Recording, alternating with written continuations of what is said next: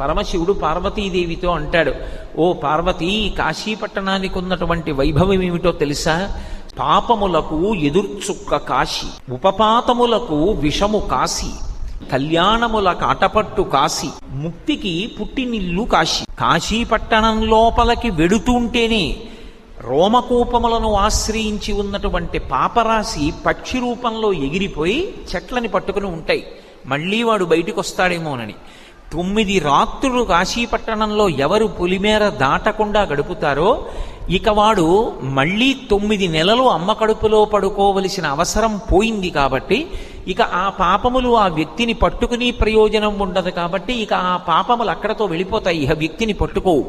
అందుకే కాశీపట్టణంలోకి ప్రవేశించాలంటే కాలభైరవుని యొక్క అనుమతి ఉండాలి. అటువంటి వైభవం కలిగినటువంటి కాశీపట్టణం పాపములకు ఎదుర్చుక్క కాశీ,